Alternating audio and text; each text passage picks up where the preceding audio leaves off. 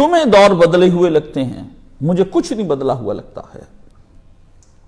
میں ہر چیز کو مدینے اور مکے کی آنکھ سے دیکھتا ہوں،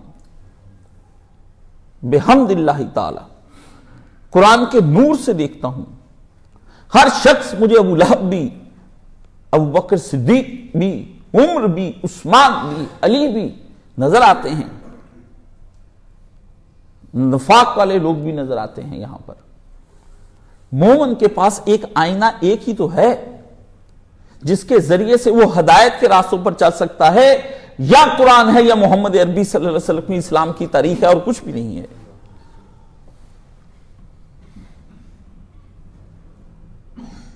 فرمایا میرے اوصاف میں ڈلا ہوا حسین ابن علی ہوگا، اور نبی کے اوصاف کیا ہیں یہ جاننے کی کبھی کوشش کرو۔ نبی کے اوصاف جاننے کے لیے آپ کو لمبی چوڑی تاریخیں نہیں پڑھنی پڑیں گی۔ نبی کے اوصاف، خود نبی کے اوصاف کا ذکر اس قرآن مجید میں اللہ نے بیان کیا اپنے کلام کے اندر، رسول نے بیان نہیں کیا۔ رسول کی سیرت بزبان قرآن و خدا، یہ سمجھنے کی امت کو ضرورت ہے اس موضوع کو موضوع بنایا جائے کہ نبی کی سیرت جو اللہ نے اپنے قرآن میں بیان کی ہے وہ پڑھنے کی اس وقت ضرورت ہے، وہ دور کہیں جانے کی ضرورت نہیں ہے۔ قرآن ایک وقت میں احکام الہی اور محمد کی سیرت صلی اللہ علیہ وسلم دونوں بیان کر رہا ہے۔ اس لیے جب کوئی آدمی قرآن پڑھتا ہے تو اس کو قرآن کفایت کر جاتا ہے۔ حسبنا کتاب اللہ، اللہ کی کتاب ہمارے لیے کافی ہو جاتی ہے، اللہ کی کتاب ہمارے لیے کافی ہو جاتی ہے۔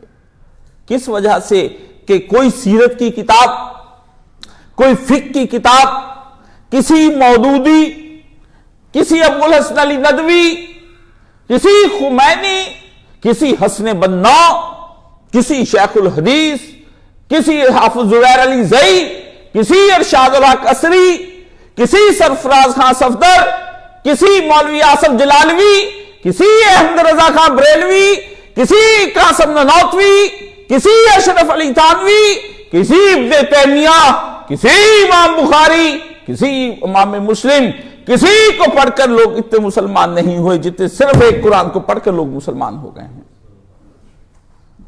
قرآن اپنا زور دکھانا جانتا ہے، قرآن اپنے آپ کو پیش کرنا جانتا ہے، اس کی پریزنٹیشن قرآن کی ساری دنیا سے الگ ہے، وہ کلام خداوندی ہے۔ لو انزلنا ھذا القرآن علی جبل لرأیتہ خاشعا متصدعا، اے کاش اگر یہ پہاڑوں پر ہم نے قرآن نازل کیا ہوتا لرزاں ہو کر خاشعا متصدعا، گرے ہوتے سجدوں کے اندر اور کانپ کے جانے دے دیتے۔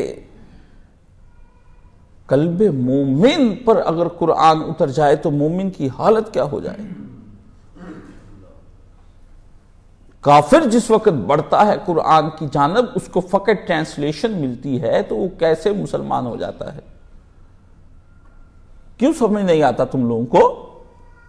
تو ہم سے پوچھتے ہو کاشف صاحب کتاب بتاؤ، کون سی کتاب ہم تم کو بتائیں کہ جو عیبوں سے پاک ہو؟ کچھ نہ کچھ تو اس میں ملاوٹ کر دی ہوگی انسانوں نے۔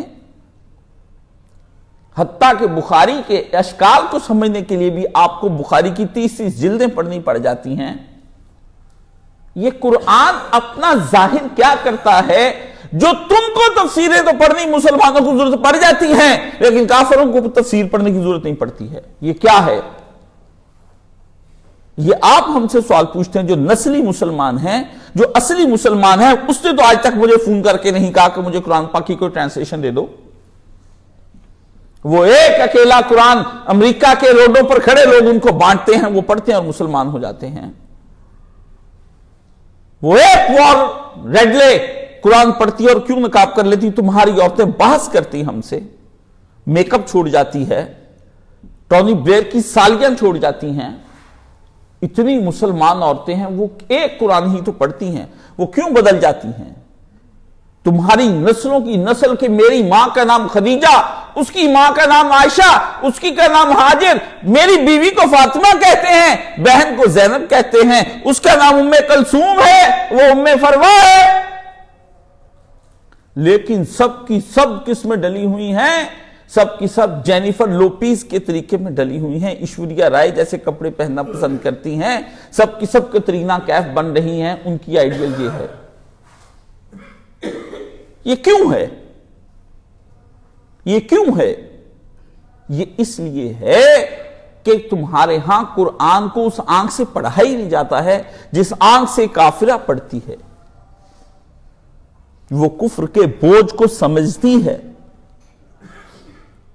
کفر اس کے دل پہ جو راج کر کے جو اس سے کروا لیتا ہے، اس میں اس کا اندر کا نفس جو اللہ نے اس کی فطرت رکھی ہوئی ہے وہ اس سے انکار کرتا ہے، اس بوجھ کو اٹھانے سے۔ تمہاری بنی ٹھنی عورتیں اور ان کی عورتیں جا کر دیکھو، جب وہ ایمان لے آتی ہیں تو نہ سرخی ہے، نہ غازہ ہے، نہ لپسٹک ہے، نہ کان میں کچھ بھی نہیں ہے، وہ پردوں میں ڈھل جائیں۔ یہاں بحثیں ہو رہی کہ چہرے کا پردہ ہونا چاہیے یا نہیں ہونا چاہیے، قرآن میں تو کہیں نہیں کہ چہرے کا پردہ ہونا چاہیے۔ گاندھی کو پوچھو نا، مریم جمیلہ کیوں پردہ کر گئی چہرے کا؟ اس سے پوچھو نا، پرویز سے پوچھو کہ لوگ نبی علیہ السلام کی یہ کافر حدیثیں کیوں ڈھونڈتے پھرتے ہیں جب وہ مسلمان ہو جاتے ہیں؟ وہ کیا کہاں کہتے ہیں، کہاں ہے محمد کا کلام، لائیے ہم کو دیجئے۔ وہ اتنی مہنگی مہنگی بخاریاں اور اتنے مہنگی مہنگی چیزیں یہ حدیث کی کتابیں ڈھونڈ کر کیوں پڑھتے ہیں؟ لمبی لمبی داڑیاں رکھ کر وہ فلپ بن جاتا ہے، بلال فلپ ہو جاتا ہے، شیخ عمران حسین ہو جاتا ہے۔ یہ اتنے لمبے لمبے ان کے، وہ کیوں ان سکولوں اور کالجز کو چھوڑ کر وہ لوگ کیوں ایک سکولر بننا پسند کرتے ہیں؟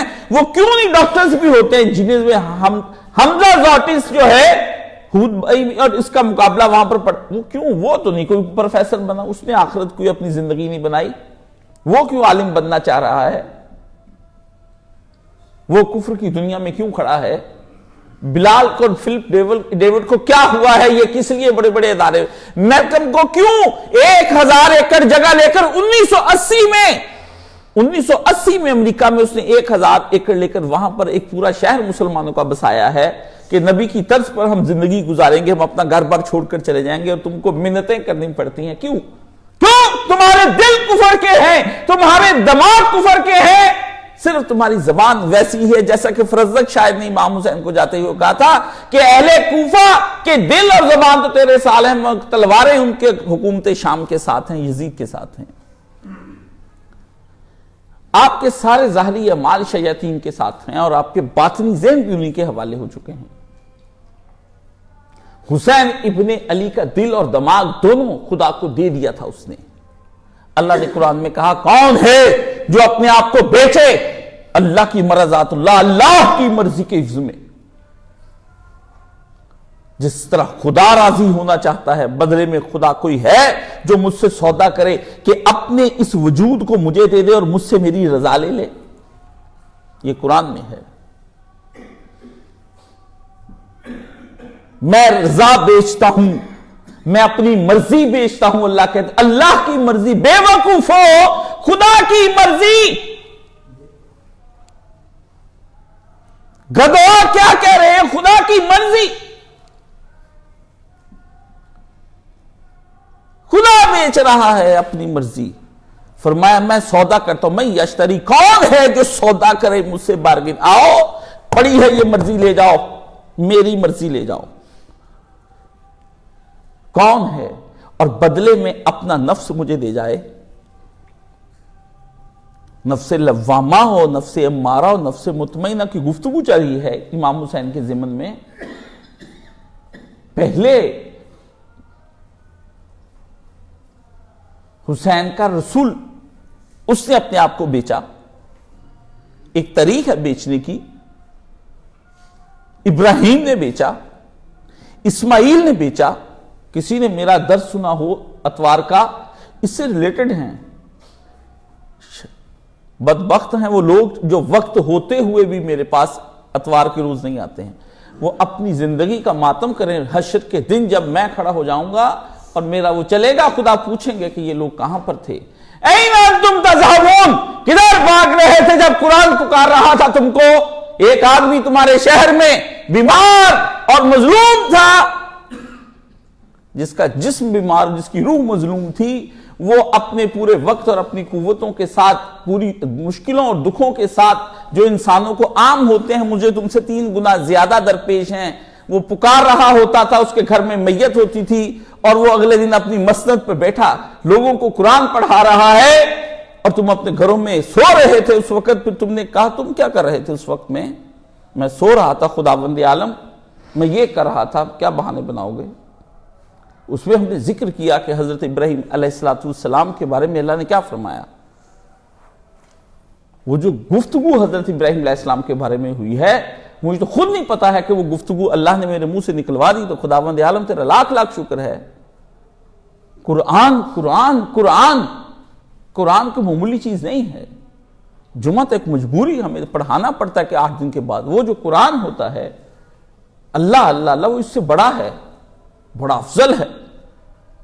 वो दिन अतवार अगर हो जिस पे मैं पढ़ा रहा हूं, मुझे अपना उस पे है, जुम्मे पे कोई नाज नहीं है, उस पे है कि या अल्लाह उस पे मेरा पूरा काम करवा दें।